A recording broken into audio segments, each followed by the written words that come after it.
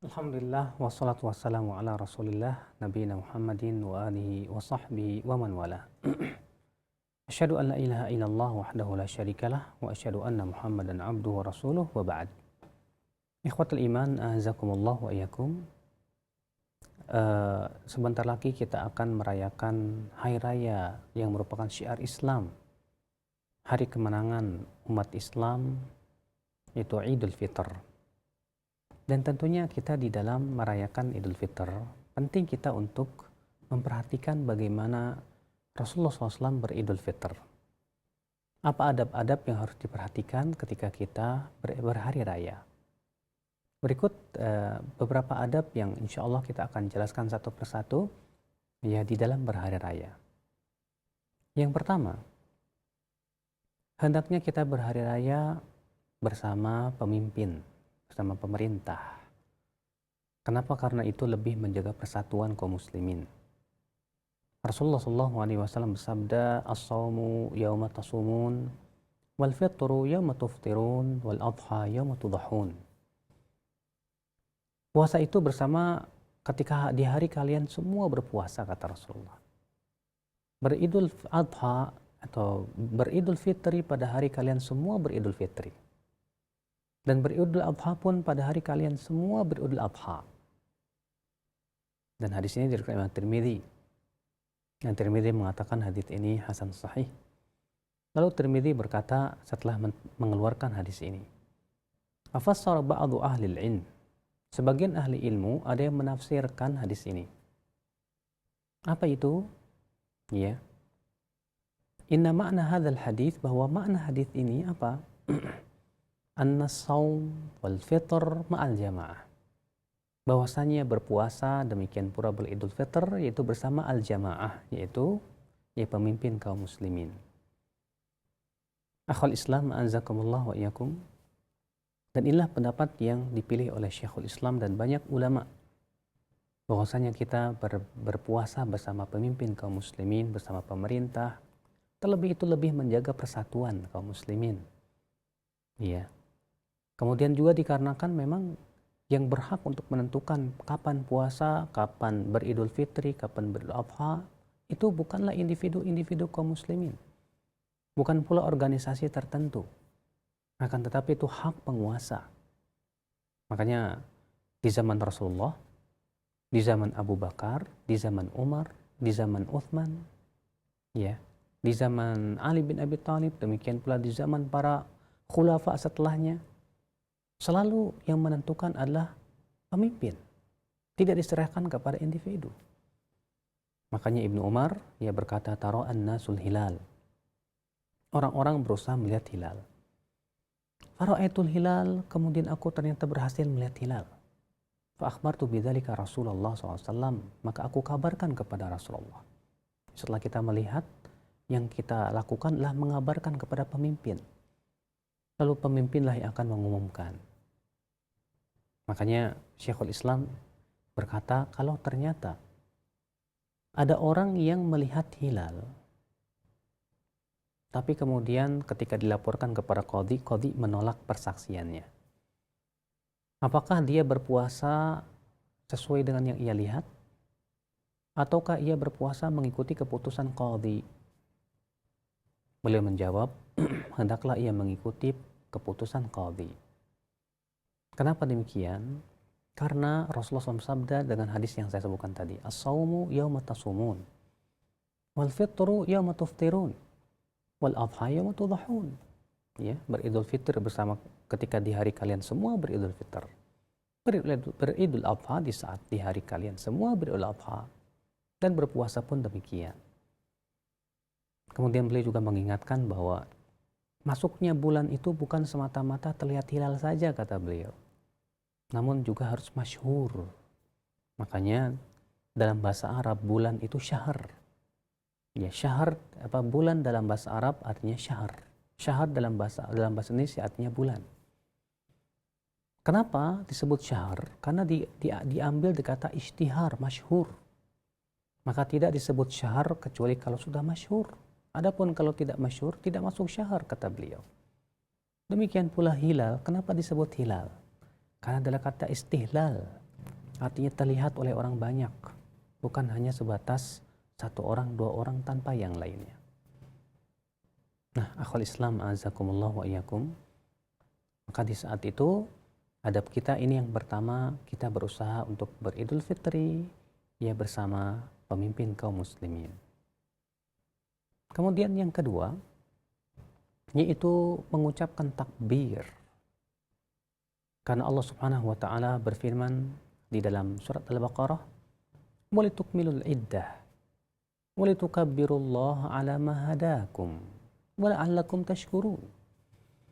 Dan hendaklah kalian menyempurnakan jumlah bulan Ramadan, dan hendaklah kalian bertakbir terhadap membesarkan Allah, terhadap apa yang Allah berikan hidayah kepada kalian, dan agar kalian bersyukur, kata Allah Subhanahu wa taala. Ya. Dalam ayat ini Allah mengatakan, hendaklah kalian menyempurnakan jumlah bilangan Ramadan, dan hendaklah kalian bertakbir mengagungkan Allah, membesarkan Allah Subhanahu wa taala. Namun para ulama berbeda pendapat. Kapan boleh dimulai takbir? Sebagian ulama berpendapat takbir boleh dimulai dari malam Idul Fitr. Dan ini pendapat yang merupakan pendapat Imam Syafi'i dan dibela oleh Imam Syekhul Islam Ibn Taimiyah rahimahullah. Dalil mereka ayat tadi. Karena Allah mengatakan walitukmilul iddah, hendaklah mereka menyempurnakan jumlah bulan Ramadan. Walitukabbirullah, dan hendaklah mereka membesarkan Allah. Sementara di malam Id, Ramadan sudah sempurna.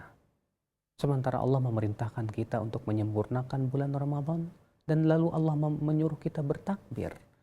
Berarti itu menunjukkan bahwa ketika bulan Ramadan telah sempurna, kita segera bertakbir memuji Allah, membesarkan Allah Subhanahu wa taala. Sementara sebagian ulama berpendapat bahwa takbir itu hendaknya dimulai ketika kita keluar dari rumah menuju lapangan. Mereka berhujah dengan dalil diantaranya hadis bahwa Rasulullah SAW pernah keluar bersama beberapa sahabatnya dari rumahnya menuju lapangan. Dan hadis ini dihasankan oleh Syekh Albani rahimahullah. Walaupun terhadap penghasanan beliau saya kurang setuju. Kenapa? Karena hadis ini diriwayatkan dari dua jalan. Jalan yang pertama adalah mursal Imam Az-Zuhri. Jalan yang kedua terdapat padanya ittirab, karena berasal dari periwayatan Muhammad bin Abi Dhi'ib dari Zuhri, dan periwayatannya ittirab kata Yahya bin Ma'in. Dan juga sudah dijelaskan oleh Syekh Abdul Hasan Al-Ma'ribi akan kelemahan hadis ini. Maka dari itu akhwal Islam azakumullah, hadis ini lemah. Akan tetapi terdapat riwayat-riwayat dari para sahabat seperti Ibnu Umar dan yang lainnya bahwa mereka bertakbir semenjak keluar Idul Fitr, keluar dari rumah sampai kepada lapangan, kemudian sampai imam melaksanakan sholat. Maka kalau kita mengikuti perbuatan para sahabat tidak apa-apa. Itu lebih baik dan lebih utama. Tapi kalau ternyata kita mau memulai takbir dari malam pun juga kita tidak menyalahkan. Karena tidak ada dalil yang sahih dalam masalah ini. Yang jelas kita berusaha untuk memuji bertakbir, membesarkan Allah Subhanahu wa taala. Adapun lafaz takbir, maka tidak ada satupun lafaz yang sahih dari Rasulullah SAW. Yang ada adalah dari sebagian sahabat. Adalah Abdullah bin Mas'ud bertakbir Allahu Akbar, la ilaha illallah, wallahu akbar, Allahu Akbar walillahil hamd, dengan 2 kali takbir. Dalam satu riwayat yang lain yang dikeluarkan oleh Ibnu Abi Syaibah dengan 3 kali takbir. Allahu Akbar, Allahu Akbar, Allahu Akbar, la ilaha illallah, wallahu akbar, Allahu Akbar walillahil hamd. Sementara Ibnu Abbas bertakbir Allahu Akbar, Allahu Akbar, Allahu Akbar, Allahu azza wa jal, Allahu Akbar alladzi hadana. Sementara Salman Al-Farisi bertakbir Allahu Akbar, Allahu Akbar, Allahu Akbar kabira. Sehingga dari sini para ulama memberikan pemahaman bahwa ternyata takbir karena tidak ada nas yang dari Rasulullah SAW langsung, berarti diberikan keluasan. Yang terpenting adalah takbir. Kita mau memilih takbir Ibnu Mas'ud, silahkan. Takbir Ibnu Abbas, silahkan. Takbir Salman Al-Farisi, silahkan. Bahkan sebagian ulama, mereka bertakbir dengan lafaz yang tidak diucapkan oleh para sahabat. Yang terpenting isinya adalah takbir. Ya. Nah, akal Islam azakumullah wa iyyakum. Kemudian di antara adab berhari raya Idul Fitr yaitu sebelumnya ada kesalahan-kesalahan yang berhubungan dengan masa takbir, akhi. Apa kesalahan-kesalahan takbir itu? Yang pertama, bertakbir dengan satu suara kor. Hal ini tidak pernah dilakukan Rasulullah dan para sahabatnya, bahkan ini menyerupai dengan mereka yang sedang beribadah di gereja-gereja. Bernyanyi dengan suara kor, bahkan ada suara per satu, suara dua gitu. Maka yang seperti ini tidak pernah dilakukan oleh Rasulullah, tidak pula para sahabatnya.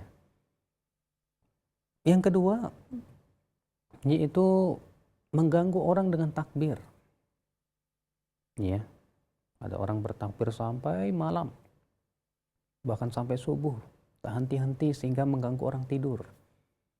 Padahal disebutkan dalam riwayat Abu Daud, ya, bahwa Rasulullah SAW masuk ke masjid dan didapati para sahabat sedang sholat masing-masing mengeraskan suaranya. Maka Rasulullah SAW bersabda apa? Ala inna kullakum munajin rabbah. Ketahuilah setiap kalian sedang bermunajat dengan Rabbnya. Fala yajhar ba'dukum ala ba'din biqiraati. Maka janganlah sebagian kalian mengeraskan suaranya, mengganggu temannya dengan bacaannya tersebut. Ternyata bacaan Al-Quran saja kalau kita keraskan dan bisa mengganggu orang itu tidak boleh. Bagaimana dengan takbir juga sama. Kecuali kalau memang tidak mengganggu, silakan saja. Akhul Islam azakumullah wa iyyakum. Apalagi kalau takbir itu disertai dengan pukulan beduk atau musik dan yang lainnya. Ini jelas perkara yang tidak pernah dilakukan oleh Rasulullah dan para sahabatnya, tidak pula para tabi'in, tabi'ut tabi'in dan para ulama setelahnya. Kemudian ya akhi, di hari Id ada adab-adab yang harus kita perhatikan juga. Yang pertama apa? Mandi. Ali bin Abi Thalib pernah ditanya tentang mandi yang disunahkan. Di antaranya Ali bin Abi Thalib menyebutkan tentang mandi di hari raya. Maka disunahkan kita mandi, ya. Bagaimana tata cara mandinya tidak disebutkan. Yang jelas kalau kita mandinya sama dengan mandi junub tidak apa-apa. Ya. Kemudian yang kedua, memakai pakaian yang bagus. Adalah Rasulullah SAW, kata sebagian sahabat, memiliki pakaian khusus untuk hari raya dan khusus untuk menerima para tetamu. Maka kalau yang termasuk sunnah adalah yang kita tinggalkan, yaitu mengkhususkan pakaian kita untuk hari raya. Kan itu sunnah. Ya. Adapun membeli baju baru sebetulnya tidak sunnah. Yang terpenting adalah baju itu bagus. Dan kita khususkan memang untuk hari raya sebagaimana dilakukan oleh Rasulullah SAW. Kemudian akhul Islam azakumullah tentunya ya, pakaian yang bagus ini pun juga tetap harus memperhatikan batasan-batasan syariat. Ya, untuk wanita tidak boleh tabaruj. Tidak boleh ya memberikan hiasan-hiasan yang membuat lelaki terfitnah. Ya. Apalagi aksesoris-aksesoris yang membuat ya banyak sekali aksesoris-aksesoris terkadang yang digunakan akhirnya malah menjadi hiasan dalam pakaian itu. Sementara Allah Subhanahu wa taala melarang. Allah berfirman wala yubdina zinatahunna. Tidak boleh para wanita memperlihatkan perhiasan mereka. Kata para ulama, apabila pakaian itu menjadi hiasan dan perhiasan yang memfitnah laki-laki, maka itu masuk dalam ayat tersebut. Ikhwatul Islam a'azakumullah wa iyyakum. Kemudian untuk Idul Fitr disunnahkan kita untuk makan kurma beberapa butir terlebih dahulu untuk membedakan dengan bulan puasa. Maka ya disunahkan sebelum kita berangkat menuju lapangan, maka kita makan dulu beberapa butir kurma, dan ini sunnah Nabi Sallallahu Alaihi Wasallam. Kalau tidak ada kurma ya silahkan dengan makan makanan apapun juga. Kemudian ya kita pun berjalan ya menuju lapangan. Yang sunnah memang berjalan, bukan dengan berkendaraan. Karena Rasulullah SAW dan para sahabatnya berjalan. Ya, maka dari itulah yang sunnah adalah berjalan kaki sambil kita bertakbir, ya, dan mengeraskan takbir kita. Terkadang sebagian kaum muslimin merasa malu untuk mengeraskan takbirnya. Maka sambil kita berjalan atau misalnya kita karena tempatnya jauh ya kita berkendaraan, sambil itu kita bertakbir Allahu Akbar, Allahu Akbar, Allahu Akbar, la ilaha illallah, Allahu Akbar walillahil hamd. Ya, karena itu sunnah Rasul sallallahu alaihi wasallam, sunnah para sahabat yang dilakukan oleh para sahabat Rasulullah sallallahu alaihi wasallam. Akhul Islam a'azakumullah wa iyyakum. Kemudian kita pun ya adab selanjutnya yaitu sholat Id. Dan ketahuilah akhi, sholat Id itu hukumnya terjadi perselisihan para ulama. Jumhur ulama mengatakan bahwa sholat Id itu hukumnya sunnah muakkadah. Sebagian ulama mengatakan bahwa sholat Id itu hukumnya sunnah fardu kifayah. Sementara sebagian ulama lagi berpendapat bahwa sholat Id itu fardu ain. Dan pendapat ini yang saya pegang. Hujah dalilnya apa? Yang pertama, karena Allah Subhanahu wa taala ya, karena sholat Id itu adalah syiar kaum muslimin yang sangat besar. Dan yang namanya syiar tidak mungkin hukumnya hanya sunnah saja, pasti itu hukumnya wajib. Yang kedua, karena Rasulullah SAW memerintahkan seluruh kaum muslimin untuk keluar.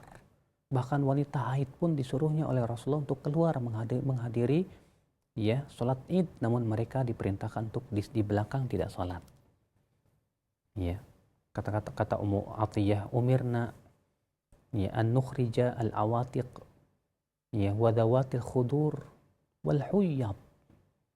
Kami diperintahkan oleh Rasulullah SAW untuk mengeluarkan para gadis-gadis pingitan, para perawan, dan wanita-wanita haid. Lalu kemudian kami berkata kepada Rasulullah, ya Rasulullah, ihdana la takunu laha jilbab. Wahai Rasulullah, salah seorang dari kami tidak memiliki jilbab. Bagaimana ya Rasulullah? Kata Rasulullah, litalbasha ukhtuha min jilbabiha. Hendaklah saudarinya meminjamkan jilbabnya. Sampai-sampai orang yang tidak punya jilbab pun tidak diberikan oleh Rasulullah rukhsah. Tetap dia harus minjam ke temannya untuk pergi menyaksikannya. Hal seperti ini tidak mungkin sebatas sunnah. Tentu ini hukumnya fardu ain. Dan ini pendapat yang dikuatkan oleh Syekh Muhammad bin Shalih Al-Utsaimin rahimahullah, dan itu pendapat yang saya condong kepadanya. Akhul Islam azakumullah wa iyyakum. Kemudian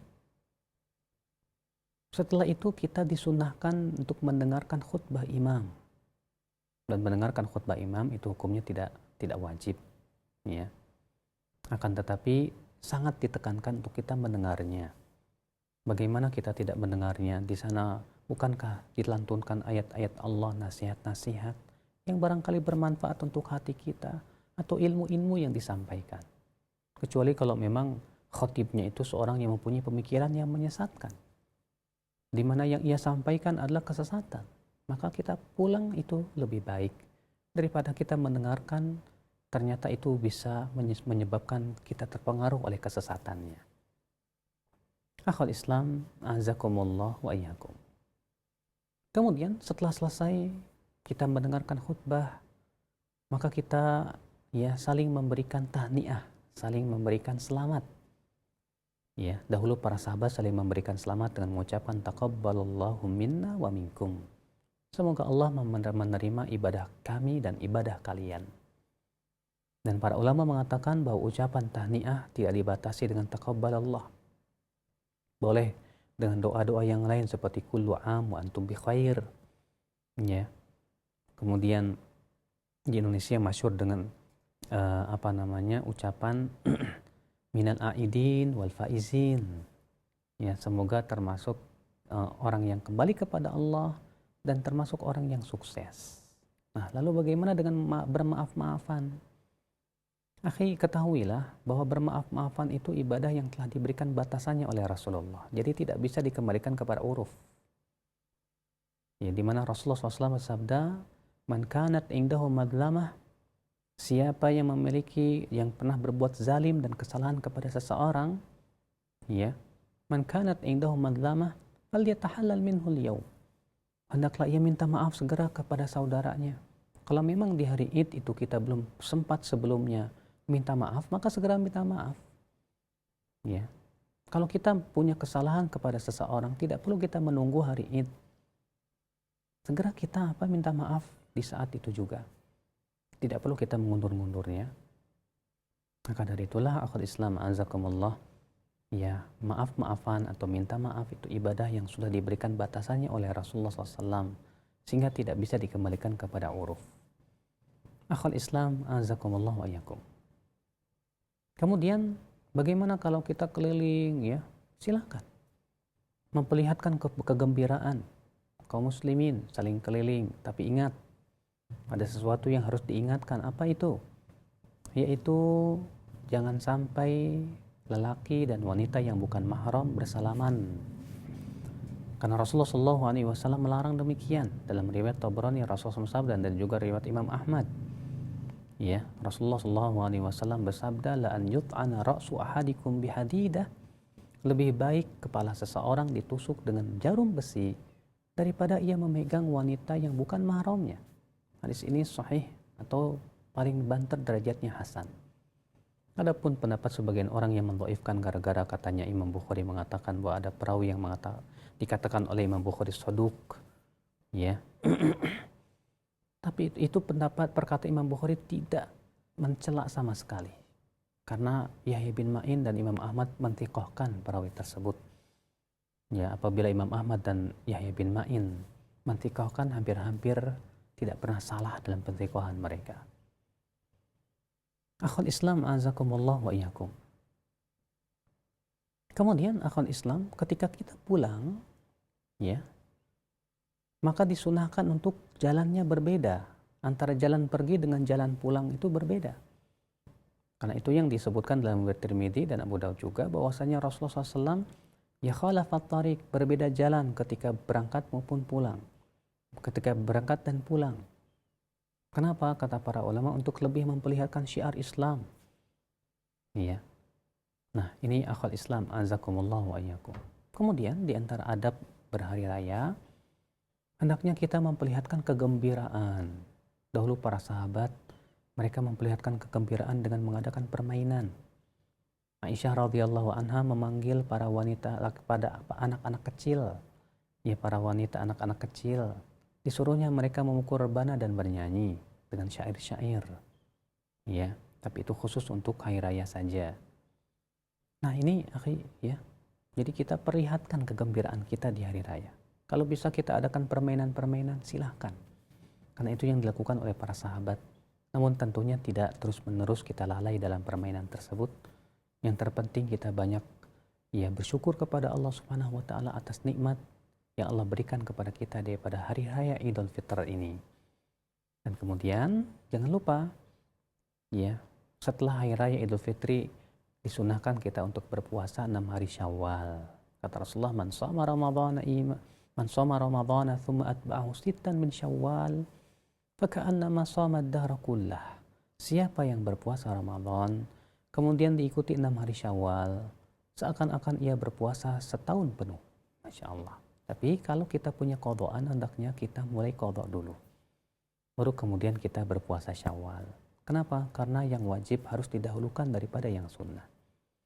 Ya, sebagaimana dalam hadis qudsi, kata Rasulullah SAW, Allah Ta'ala berfirman, wa ma taqarraba ilayya abdi bisyai'in ahabbu ilayya mimma aftaradtu alaih. Tidaklah hambaku bertakarub kepadaku dengan sesuatu yang lebih aku cintai dari apa yang aku wajibkan kepadanya.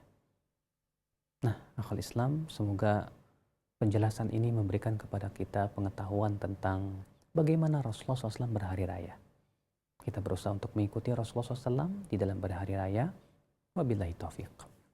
Nah, Ustaz, jazakallahu khairan. Terima kasih atas nasihat dan uraian materi yang sangat manfaat pada kami di kesempatan sore hari ini. Ikhwatul Islam, demikianlah tadi bekal ilmu yang bermanfaat untuk kita semuanya, untuk kita menyongsong Idul Fitri yang sesaat lagi akan kita ramaikan dan kita rayakan bersama seluruh kaum muslimin. Ikhwatul Islam, saatnya bagi Anda yang bertanya, silahkan kami berikan kesempatan beberapa menit ke depan di 0218236543. Halo? Silahkan. Halo. Halo, Iya, dengan Bapak siapa di mana ini? dari Pak Bowo Di mana Bapak? di Klender. Silahkan Bapak pertanyaannya. Assalamualaikum Pak Ustadz. Waalaikumsalam warahmatullahi wabarakatuh. Saya mau nanyakan mengenai zakat fitrah. Mm-mm.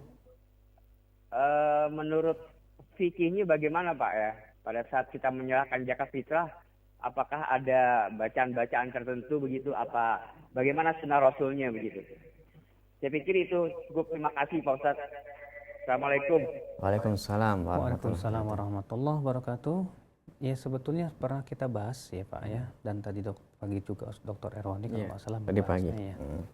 Bahwa ya yang saya tahu tidak ada satupun dalil yang menunjukkan kepada lafaz-lafaz tertentu, bacaan-bacaan tertentu di dalam menyerahkan Idul Fitr, zakat fitr. Banyak di antara kita menyebutnya zakat fitrah. Ini sebuah kesalahan ya, yang benar zakat fitr, zakat berbuka. Jadi ya tidak ada lafaz tertentu ataupun doa tertentu ketika kita menyerahkan zakat. Yang terpenting kita sudah berniat dalam hati untuk zakat, kita serahkan, selesai. Ya. Adapun mewajibkan harus ada ijab kabul dari muzaki dan yang lain, ini butuh dalil. Mana dalilnya? Ya, tidak ada dalil yang mewajibkan demikian. Yang terpenting dia sudah berniat untuk berzakat, itu sudah cukup. Adapun yang menerimanya, maka silahkan mendoakan. Sebagaimana firman Allah Subhanahu wa taala, "Khudz min amwalihim shadaqatan tutahhiruhum wa tuzakkihim biha. Wa shalli 'alaihim inna shalataka sakanun lahum." Ambillah dari mereka sedekah yang bisa mensucikan mereka dan mensucikan harta mereka. Dan doakan mereka, karena doa mereka itu memberikan ketenangan untuk mereka, kata Allah Subhanahu wa taala dalam surat At-Taubah. Wallahu a'lam. Nah, Ustaz, barakallahu fikum. Terima kasih atas jawabannya.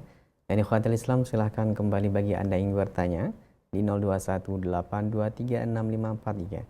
Dan kami harapkan pertanyaan Anda berkesesuaian dengan pembahasan kita di kesempatan sore hari ini. Silahkan. Assalamualaikum. Waalaikumsalam warahmatullahi. Dengan Bapak siapa ini? Di mana? Pak Mazhar di Tanjung Pinang. Silahkan Bapak. Gini Pak Ustadz, barakallahu fiik. Barak. Iya, silakan Bapak. Kami menanyakan ini, mungkin kebetulan kita salat Id pas jatuh pada hari Jumat. Kami minta penjelasan dari Bapak, apakah hukumnya sunat atau wajib salat Id atau salat Jumat pada siang itu, Pak? Mohon penjelasan. Terima kasih. Assalamualaikum warahmatullahi wabarakatuh. Waalaikumsalam warahmatullahi wabarakatuh. Ada sebuah hadis Bapak yang menjelaskan tentang hal ini. Hadis itu diriwayatkan kalau tidak salah oleh Imam Ahmad, demikian pula Imam Abu Daud. Bahwa Rasulullah SAW mengabarkan kepada para sahabatnya bahwa telah terkumpul di hari ini, kata Rasulullah, ya 2 Id. Siapa yang mau sholat Jumat silahkan. Dan silakan yang tidak sholat Jumat pun silahkan, kata Rasulullah. Wa inna mujammi'un. Adapun kami tetap melaksanakan sholat Jumat. Ini memberikan kepada kita faidah Bapak bahwa sholat Jumat itu tidak wajib bagi mereka yang melaksanakan sholat Id. Ya. Kenapa? Karena sholat Jumat itu adalah sama dengan sholat hari raya. Karena hari Jumat itu hari raya kaum muslimin. Berarti berkumpul padanya 2 hari raya. Maka kita mencukupkan dengan salah satunya itu sudah cukup. Artinya kalau kita sudah sholat Id, maka itu sudah mencukupi dari sholat Jumat. Tapi kalau kita tidak sempat ikut sholat Id, maka kita wajib sholat Jumat. Ya. Namun bagi DKM tetap untuk mengadakan dan menyelenggarakan sholat Jumat. Kenapa? Untuk memberikan fasilitas kepada orang-orang yang ingin ya sholat Jumat. Makanya Rasulullah SAW mengatakan wa inna mujammi'un. Adapun kami tetap sholat Jumat. Nah, jadi permasalahan Ustadz, kalau sholat Jumat itu gugur, apakah sholat zuhur juga gugur? Kita katakan tidak. Ya, kenapa demikian? Pertama, bahwa sholat zuhur itu asal, sedangkan Jumat itu badal, ganti. Maka ya ketika sholat Jumat gugur, maka sholat zuhur tidak gugur. Ya. Kemudian juga para ulama, jumhur ulama Dari pendapat mayoritas para ulama mengatakan bahwa sholat zuhur tetap tidak gugur ya di saat hari raya bertepatan dengan hari Jumat. Wallahu a'lam. Nah, Ustaz, terima kasih atas nasihatnya, dan berikutnya silakan kembali bagi Anda yang ingin bertanya di 0218236543. Halo? Ya? Silakan. Halo? Halo? Nampaknya belum tersambungkan. Kami berikan kesempatan kembali. Silakan satu lagi penelpon di 0218236543. Halo? Belum tersambung. Ya, halo? Halo. Ya, dengan Assalamualaikum, Pak. Waalaikumsalam warahmatullahi. Dengan Halo, Bapak Pak. siapa? Dikecilkan terlebih dahulu, silakan, Bapak. Pak. Silakan. Iya, Pak, maaf, Pak. Ini dari Pak Sukiman Tangerang, Pak ya. silakan. Ini masalah zakat, Pak. Saya itu kriteria yang harus musyak yang menerima itu saya agak bingung, Pak. Kalau di perumahan kadang-kadang kan yang miskin tuh kriteria gimana, atau yang gimana, ke perumahan rata-rata kan bisa punya ini punya itu, tapi kadang-kadang itu dapat zakat gitu, Pak. Itu mohon penjelasannya itu, Pak Ustadz ya. Iya, baik. Terima kasih. Assalamualaikum warahmatullahi wabarakatuh. Waalaikumsalam warahmatullahi wabarakatuh. Miskin itu didefinisikan oleh para ulama adalah orang yang punya penghasilan tapi tidak mencukupi. Iya. Dan para ulama ketika menyebutkan tentang permasalahan siapa yang wajib zakat, yaitu orang yang mempunyai kelebihan makanan di hari itu.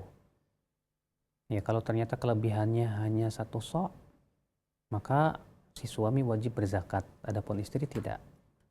Kalau kelebihannya 2 sok, maka pada waktu itu si suami dan istri yang berzakat, anak-anak tidak.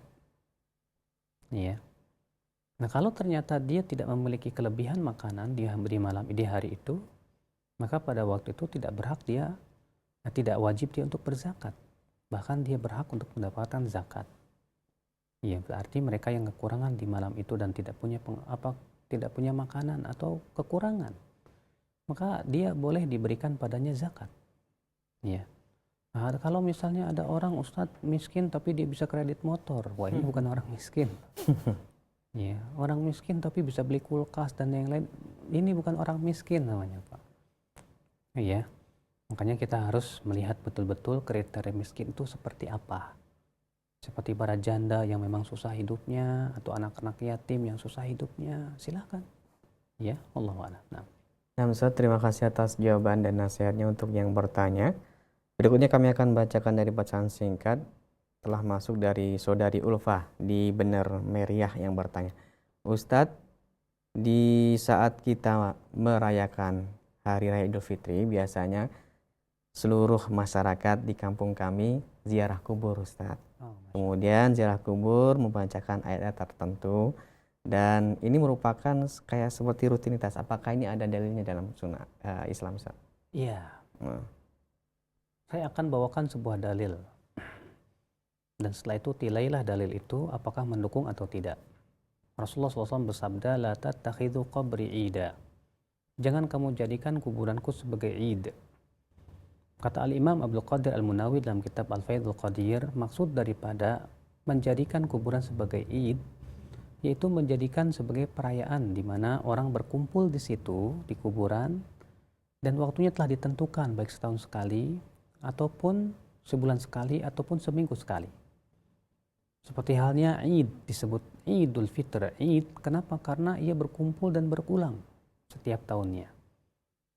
Nah, coba perhatikan hadis ini. Rasulullah mengatakan, jangan kalian jadikan kuburanku sebagai Id.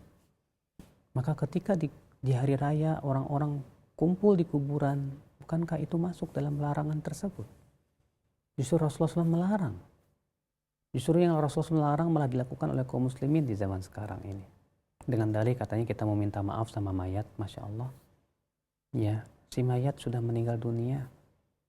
Ya, kalau kita pernah salah, bukan dengan cara datang ke kuburan minta maaf ke orangnya, karena dia sudah sibuk dengan balasan yang telah ia rasakan di kuburannya.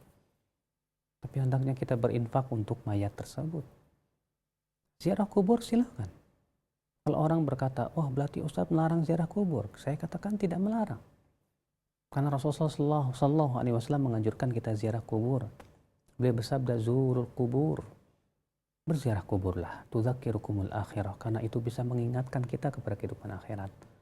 Namun hadis ini umum, sementara larangan menjadikan kuburan sebagai id itu khusus. Berarti yang dilarang oleh Rasulullah SAW dari ziarah kubur yang seperti apa? Ya, yaitu dengan menjadikan kuburan sebagai tempat perayaan. Orang berkumpul di situ setahun sekali ataupun ya sebulan sekali ataupun seminggu sekali. Ini dilarang oleh Rasulullah SAW. Ya, wallahu a'lam. Nah. Baik Ustadz, terima kasih atas jawabannya dan kami bacakan kembali pesan singkat. Ustadz, bagaimana dengan kegiatan menghidupkan semalam suntuk untuk takbiran Ustadz? Terkadang hal ini kita sering dengarkan di beberapa masjid-masjid di negeri kita, bahkan sampai sholat subuh Ustadz. Sudah kita sebutkan bahwa mazhab Syafi'i boleh bertakbir dari semenjak malam hari raya Idul Fitr. Kalau ada orang mau bertakbir semalam suntuk ya silahkan, tapi dengan syarat tidak mengganggu orang lain. Karena mengganggu orang lain baik dengan ibadah, dengan baca Quran ataupun dengan takbiran atau yang lainnya itu tidak diperkenankan. Iya, kenapa? Karena sudah kita sebutkan tadi hadisnya bahwasanya Rasulullah SAW melarang para sahabat ya, yang sedang sholat masing-masing mengeraskan satu sama lain bacaan Al-Quran ya, karena mengganggu yang lain. Maka Islam bukan agama yang suka mengganggu orang. Ya, apalagi mengganggu tetangga itu dilarang oleh Rasulullah SAW. Ya, kata Rasulullah SAW, wallahi la yu'min, wallahi la yu'min, wallahi la yu'min. Man huwa Rasulullah SAW, alladhi la ya'manu jaru bawa'iqahu.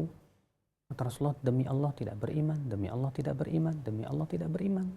Siapa ya Rasulullah? Yaitu yang tetangganya merasa tidak aman dari gangguannya.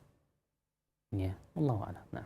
Baik Ustaz, barakallahu fiik. Dan pertanyaan berikutnya dari saudari Yani di Blora yang bertanya, nah Ustaz, puasa 6 hari di bulan Syawal apakah harus dikerjakan setelah Id, hari raya Id, atau boleh kapan saja yang penting Syawal Ustaz? Ya. Kalau kita perhatikan lafaz hadis tersebut tidak menunjukkan harus setelah Id ya. Karena Rasulullah hanya mengatakan tsumma atba'ahu sittan min Syawal, kemudian diikuti 6 hari Syawal. Ya. Rasulullah tidak menyebutkan harus setelah Id, tidak. Rasulullah pun tidak menyebutkan harus berturut-turut, tidak. Yang terpenting 6 hari di bulan Syawal. Ya, baik berturut-turut ataupun tidak, yang jelas di bulan Syawal. Nah Ustaz, terima kasih atas jawabannya dan kita berikan kesempatan kembali beberapa penelpon. Silakan 0218236543. Halo? Ya. Assalamualaikum. Waalaikumsalam warahmatullah. Dengan siapa di mana? Dengan hamba Allah dari Riau. Silakan. Ya Ustaz, mau pertanyaan ini. Ya, silakan. Masalah bermaafan sama orang tua di pagi hari raya itu apakah disunahkan atau tidak Ustaz? Baik. Yang kedua, masalah masalah fidyah. Ada sebagian Ustaz mengatakan fidyah untuk puasa itu takarannya 1 mud atau senilai 6 on 1/4 itu. Apakah sahih atau tidak itu Ustaz? Iya, baik Pak. Baik. Ya, sekian Ustaz ya. Assalamualaikum warahmatullahi wabarakatuh. Waalaikumsalam warahmatullahi wabarakatuh. Alhamdulillah. Minta maaf sudah kita sebutkan. Kalau kita memang pernah salah kepada orang tua kita, segera kita minta maaf sama orang tua. Nah, gimana Ustadz kalau saya nggak minta maaf di hari raya Id? Saya dianggap durhaka sama orang tua misalnya. Kok kamu ya di hari raya ini nggak minta maaf sama orang tua? Ya, kalau memang itu ternyata menyebabkan orang tua kita marah, nggak masalah, segera kita datang. Barangkali kita pernah melakukan kesalahan. Ya, kita minta maaf kepada orang tua kita. Ya, Ibu, maafkan saya. Selama ini saya kurang perhatian sama Ibu. Selama ini kalau ada kesalahan atau ucapan yang menyakiti hati Ibu, tolonglah dimaafkan saya. Ya, mudah-mudahan kita pun dengan dimaafkan oleh ibu kita, Allah pun memaafkan kita. Ya. Kemudian tentang takaran fidyah yang saya temukan dalam riwayat para sahabat itu 1/2 sok, Pak. 1/2 sok itu 2 mud. Ya, karena 1 sok itu 4 mud, berarti 1/2 sok itu 2 mud. Dan kalau kita takarkan itu sekitar 1,5 liter beras. Wallahu a'lam. Nah. Ustaz, terima kasih. Dan berikutnya silahkan bagi Anda yang bertanya kembali 0218236543. Halo? Iya? Ya, halo? Assalamualaikum. Waalaikumsalam warahmatullahi. Dengan Bapak siapa? Di mana? Ini Bapak Eka dari Majalengka. Silahkan Pak Eka, pertanyaannya. Waalaikumsalam Pak Ustaz. Assalamualaikum warahmatullahi. Silakan Bapak. Saya ini mau tanya masalah kan yang kemarin kan terawih. Ada yang 23 rakaat, ada yang 11. Yang 11 itu enggak payu Pak Ustaz yang 11. Enggak apa? Enggak payu, enggak daku, enggak ada yang datang, enggak ada yang mau. Enggak laku. Iya, enggak ada yang mau katanya umumnya 23. Iya. Jadi minta dari Pak Ustadz tambahan pengertiannya supaya bisa menyampaikannya gitu Pak Ustadz. Baik Bapak. Ya, terima kasih. Assalamualaikum. Waalaikumsalam warahmatullahi wabarakatuh. Pertama Pak, memang Rasulullah SAW tidak pernah lebih dari 11 rakaat kata Aisyah. Kata Aisyah, maka Rasulullah SAW yazidu fi Ramadan wala fi ghairi Ramadan ala 11 rakaat.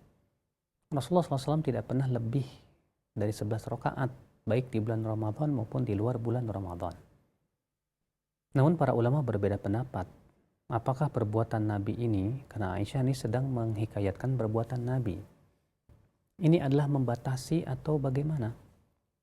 Kebanyakan ulama dari pendapat jumhur ulama dari imam yang 4 ya, berpendapat bahwa ini bukan pembatasan. Kenapa? Karena Nabi SAW bersabda, "Sholatul laili matna matna." Sholat malam itu dua-dua.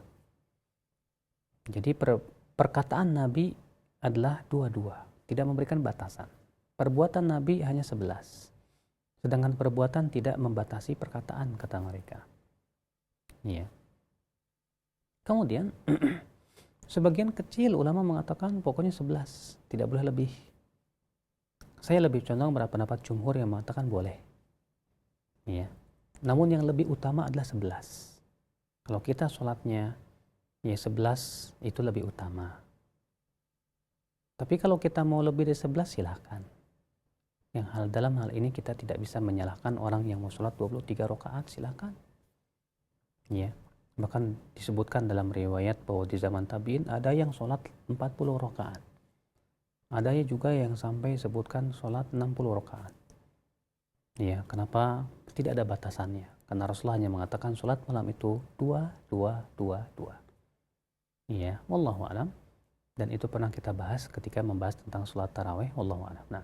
Baik Ustaz, barakallahu fikum. Dan kita akan bacakan dari bacaan singkat Ustaz dari Miss Wan di Riau Pekanbaru yang bertanya, Ustaz, di kampung saya acara salaman antara laki-laki dan perempuan itu hal yang biasa, apalagi dengan tetangga dan ibu-ibu yang ada di sekitar rumah. Jika tidak mau salaman dianggapnya sok suci dan tidak mau bermasyarakat. Bagaimana hal ini Ustaz? Ya, disinilah memang keimanan kita diuji. Apakah kita mau ngikutin keinginan masyarakat atau kita mau mengikuti keinginan Allah dan Rasulnya? Apakah kita lebih suka dipuji orang atau kita malah lebih suka dimurkai Allah dan Rasul oleh Allah Subhanahu wa taala? Tentu ya, kita harus ingat bahwa kebiasaan masyarakat yang tidak sesuai dengan syariat tidak boleh diikuti. Ya, sampaikan kepada mereka terang-terangan. Maaf ya, saya bukannya tidak mau bermasyarakat, tapi masalahnya ada hadisnya nih, gimana dong? Nih baca nih hadisnya. Ya, jadi sebelum kita datang ke mereka, kita datang ke mereka sambil bawa hadis gitu loh. Kemudian ketika mereka bertanya, kenapa kok kamu nggak mau salaman? Nih baca hadisnya nih. Ini hadisnya sahih loh. Ya. Bahwa laki-laki dan wanita yang bukan mahram tidak boleh berjabat tangan. Ada hadisnya, bagaimana? Silahkan tanyakan ke Pak Kiai. Apa hukumnya berjabat tangan antara laki-laki dan wanita yang bukan mahram? Ya. Saya bukannya nggak mau bermasyarakat loh, tapi saya tidak mau menjalani kebiasaan yang tidak sesuai dengan syariat. Saya tidak mau Allah murka kepada kita semuanya. Kalian belum tahu kan, baru tahu kan, jangan dulu menganggap aneh. Ini ada hadisnya. Ya, kalau kalian tidak percaya sama saya, silahkan di cross check langsung kepada kiai. Ini ada hadisnya. Masalahnya hadisnya sahih. Cobalah kita harus berani ya menyuarakan kebenaran di tengah-tengah masyarakat yang tidak paham. Sebab kalau kita diam, saya diam dan semua diam, kapan masyarakat akan tahu ini hak dan ini batil? Ya, kita tidak perlu takut dengan cemoohan masyarakat ketika kita berpegang kepada kebenaran. Justru ketika kita terasing dengan kebenaran, Rasulullah memberikan doa kepada kita, tuba, pohon tuba buat orang yang terasing. Ya, terasing karena berpegang kepada kebenaran. Semoga yang bertanya tadi diberikan oleh Allah kekuatan untuk menyuarakan kebenaran kepada masyarakat. Dan semoga yang saya sampaikan di sore hari ini bermanfaat. Ini saja yang bisa saya sampaikan. Subhanakallah bihamdik. Asyhadu an la ilaha illa anta astaghfiruka wa atubu ilaik. Wassalamualaikum warahmatullahi wabarakatuh.